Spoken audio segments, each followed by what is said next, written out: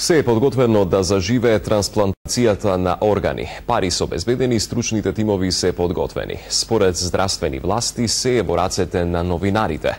Тие ќе бидат задолжени да ја подигнат свеста кај граѓаните за да заживее трансплантацијата со орган од друг дарител. 5 трансплантации на детска хирургија на бубрези и црн дроб, 20 трансплантации на бубрези на урологија, 11 трансплантации на коски на срцевина на хематологија. Фондот обезбеди и дополнителни средства за 70 кадаверични трансплантации, односно за една трансплантација фондот ќе им исплаќа на клиниките од 6.000 динари до 1 милион. Парите се обезбедени. Стручниот тим треба да почне со трансплантации кај болните, известуваат од фондот и Министерството за здравство.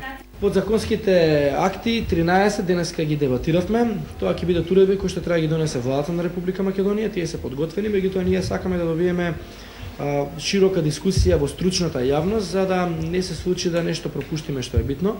Здравствените власти очекуваат 2013 година да биде година на трансплантации. Дотокаш се очекува да бидат прецизирани сите подзаконски акти со цел да заживее и трансплантацијата на земање орган од друг дарител. Ќе се организира и кампања за подигнување на свиста кај граѓаните за донирање на органи. Ова врв на хуманост треба вие да им ја доловите на сите, дека со малку крв од вас како коска на срцевина може да спасите дечиња, така? Мислам, а да не зборуваме за жив донор, понатаму да го развиваме и што значи тоа после нас при евентуална мозочна смрт да спасиме многу животи.